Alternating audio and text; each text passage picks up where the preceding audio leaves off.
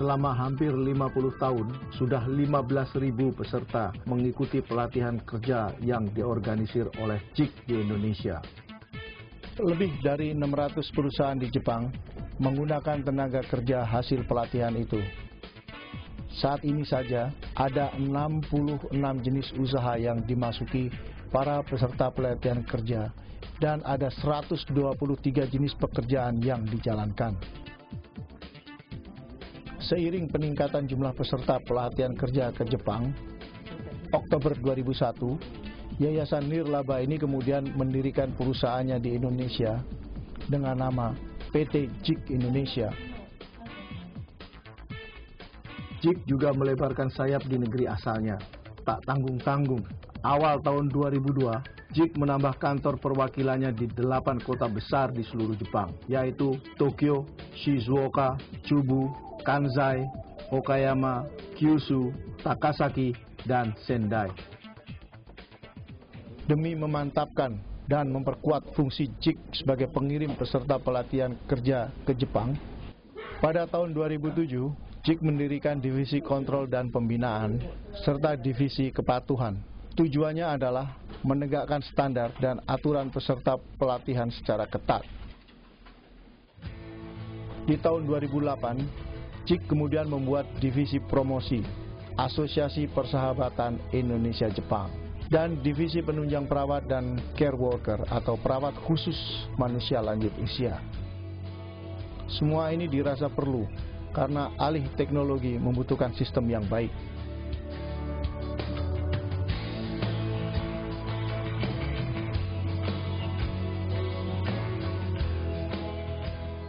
Pada pertengahan tahun 2008, JIK juga mendirikan Yayasan Bima, sebuah yayasan yang berfungsi membantu proses rekrutmen, pelatihan bahasa, dan pendampingan pencarian kerja bagi alumni peserta program JIK. Nah, di kantor pusat JIK di Tokyo, ternyata suasananya sangat Indonesia. Di belakang saya ini ada peta Indonesia, ada wayang kulit Indonesia yang cukup lengkap saya kira, bahkan ada tanggalan yang dibuat di Indonesia juga. Nah, sekarang saya mau menemui Ibu Masayo Shibata.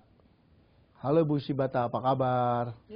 Baik-baik, terima kasih. Wah, kelihatannya makin segar aja nih Ibu ya. Oh ya, terima kasih banyak. Iya. Dan Bu Shibata, Ibu bisa jelaskan ke saya manfaat dari pelatihan para tenaga perawat Indonesia di Jepang, Bu? Ya, sekarang 2 tahun yang lalu baru-baru masuk calon-calon perawat sama care worker. Mereka datang dari seluruh Indonesia. Setelah lulus akpol, Ya, Akademi Perawat, Bu ya? Iya, Akademi Perawat yang setiap tahun katanya, kalau tidak salah informasi ini, setiap tahun 30.000 orang sudah lulus.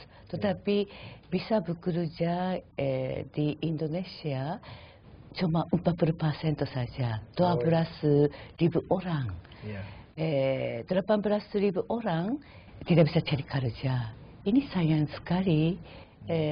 Pihak Jepang sekarang melahir anak makin dan makin lebih sedikit. Otomatis tenaga perawat juga tidak ada, sangat kurang. Jadi dua-duanya, dua pihak supaya bisa menang.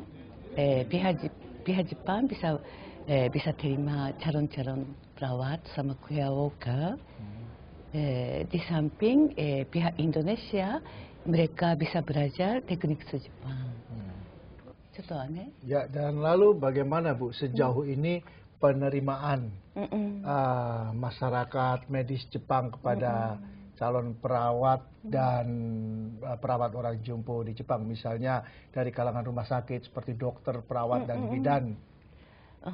Mereka memang yang pertama memang persiapannya sangat kurang, tidak ada waktu alasannya. Tetapi setelah masuk sini rumah sakit sama rumah jompo semuanya senang sekali. Karena sifat orang Indonesia sangat sesuai hidup di Jepang dan sangat sesuai kerja itu. Ya. Kalau keluhan terbesar yang pernah Ibu dengar mengenai kesulitan yang dihadapi oleh para siswa perawat dan perawat orang jompo di Jepang, apa saja, Bu? Mereka dari hiragana, katakana sudah mulai, tetapi kanji sangat sulit. Itu yang untuk ujian nasional, mereka sekarang setiap hari belajar ujian nasional. Dan kalau setahu saya kan sejauh ini cukup banyak ya yang nggak lulus ujian nasional perawat di Jepang. Terus kemudian hampir semua masalahnya sama, yaitu kanji. Apakah ada rencana misalnya dari Ibu untuk meningkatkan mereka, kemampuan mereka khususnya dalam membaca dan menulis kanji? Ya, dan di sampingnya kami kirim guru bahasa Jepang. Kalau rumah sakit sama rumah jompo minta bantu dari Bimakon kirim ke sana setiap minggu. Kalau persoalan ringan yang lain misalnya seperti homesick dan lain sebagainya itu bagaimana, Bu, yang dialami? Ya, memang yang yang pertama, yang kedua memang kelihatannya begitu. Tapi setelah itu mereka bisa konsentrasi kerja sama belajar. Tidak ada masalah. Sejauh ini sudah ada berapa, Bu, calon perawat Indonesia yang berhasil lulus dalam ujian nasional perawat Jepang? Sekarang hampir lewat 3 tahun, tapi cuma 2 orang saja. Bu Shibata, saya dengar pemerintah Jepang menambah 1 tahun lagi masa belajar bagi para calon perawat Indonesia di Jepang. Nah, ini bagaimana menurut pendapat Ibu? Ya, untuk itu kami sebelumnya sudah berusaha sampai maksimum. Sudah kasih surat permohonan ke pemerintah Jepang. Karena cuma 3 tahun saja calon-calon kasihan sekali yang belajar sampai kanji. Jadi kali ini jawabannya berpanjang 1 tahun. Tapi selanjutnya kami berusaha 2 tahun, 3 tahun. Kalau bisa minta perpanjang.